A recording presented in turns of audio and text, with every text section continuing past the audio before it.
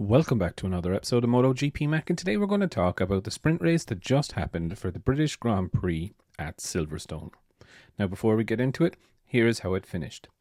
Enea Bastianini won it from Jorge Martin, Aleix Espargaro, Brad Binder, Pedro Acosta, Alex Marquez, Jack Miller, Maverick Vinales, Fabio Di Giannantonio, Miguel Oliveira, Fabio Quartararo, Raul Fernandez, Augusto Fernandez, Johan Zarco, Luca Marini, Joan Mir, Taka Nakagami, and Remy Gardner. Marc Marquez crashed out. Pecco Bagnaia crashed out.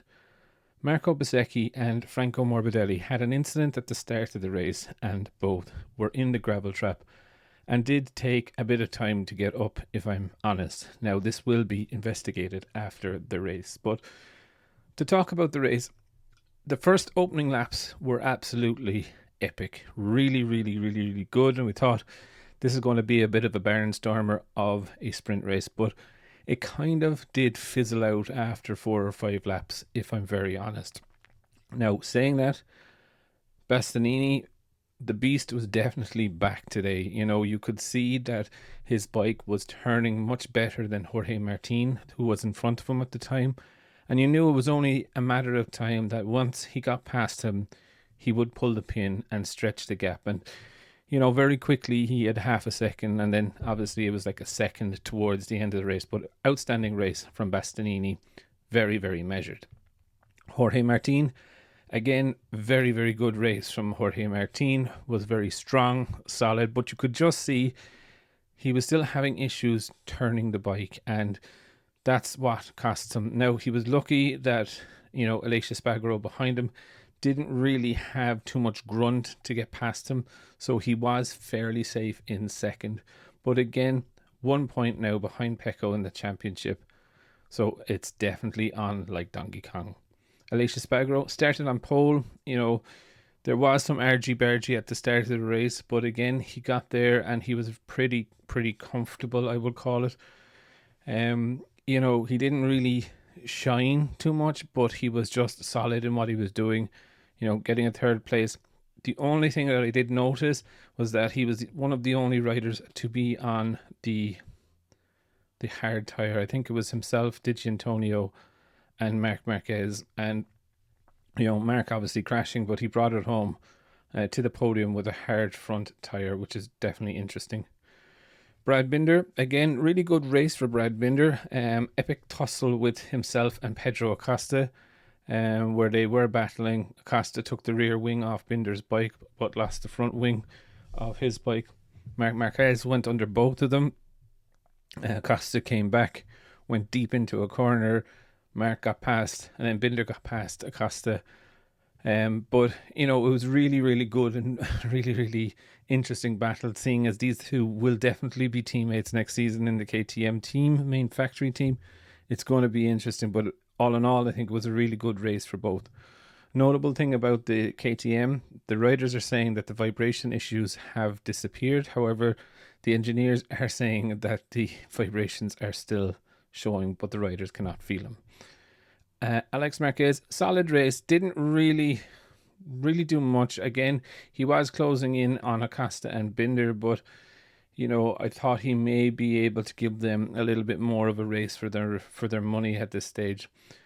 Good solid race for Jack Miller in 7th. Nice to see him towards the pointy end. Still a couple of seconds behind the other bikes, but again, overall, really good race for Jack Miller. Maverick Vinales, again, you know, lost out in a tussle with Jack Miller towards the end. A little bit, I suppose, we didn't see much of him. He looked quite relaxed before the start of the race, but saying that, he just didn't seem like the normal Maverick. Fabio Di Giannantonio, again, did kind of expect a little bit better from him, if I'm honest. I still know, obviously, he does have that shoulder injury, but I thought he would do a little bit more. Good race from Miguel Oliveira, top 10. You know, you would expect him a little bit further forward, but saying that, you know, overall, not a bad race from Miguel. Can he repeat it in tomorrow's main race will be interesting to see.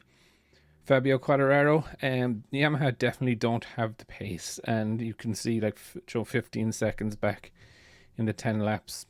It's a lot to be fair, but again, he's going to plug and plug away. They are trying some new aero and stuff this weekend. Not sure whether they're just data mining rather than actually going for pace. Raul Fernandez, not bad of a session for him. He was 5 seconds behind Miguel Oliveira, but we must remember this weekend he has the new Aprilia 2024 chassis. He's gone from the 23, so it's going to take him some time to adapt to that. Augusto Fernandez, again, we didn't see much of him. 18 seconds behind. When you look at it, he's probably 7 seconds behind Miller and 10 seconds behind Acosta and Binder. So it is a lot that he's a second off. Johan Zarco, again, good enough race for Zarco, 14th place. I know obviously there's no points and stuff, but again, he is the first Honda home. Luca Marini did keep close to Zarco, which is a good thing for Marini, because something has definitely changed for him since Sachsenring, that he's starting to get to grips with the Honda, that he's no longer like a second and a half a lap off the other Hondas. So it is good to see him going forward. Joan Mir again in 16th place, half a second behind Marini. Taka Nakagami is having a horror show realistically in Silverstone, 29 seconds behind, being kept very, very honest by Remy Gardner, which is very good to see for Remy Gardner. I think Remy was like 2 seconds behind Nakagami. So good shout out and well done to Remy on that. Marc Marquez, he did just lose the front. It was just a plain old losing of the front. Again, is it hard tire related? I don't know. He was deep enough into the race. I think it was like lap 8 or lap 9 that he did crash. So and he just brought the bike back to the pits. Pecco Bagnaia, again, Pecco did get a really good start. He was trying to muscle the lads out. He got a bit of hustled backwards into fourth himself. He just lost the front of the bike. He, without warning, you could see it in the replay. He had no notion that it was going to go. But I will say that he was starting to pick up the pace and close the gap to Aleix Espargaro when he lost the front. So, the title has closed up even further now to 1 point with the loss. But saying that, if you're going to crash, it's the sprint race. You do want to crash in. You don't want to crash when there's 25 points on the line. Marco Bezzecchi and Franco Morbidelli, this is going to be investigated after the race. It looks like, I can't confirm this, but it looked like from the replay, there was a twitch at the back of Morbidelli's bike and then he collided with Bezzecchi. I just wonder, is that right height was stuck down or something to do with that? All in all, I think it was an okay race. The first few laps were really, really good, really exciting, really close racing, but it did filter out, as I mentioned. For me, though, looking at Rider of the Day, I have to give it to Enea Bastianini.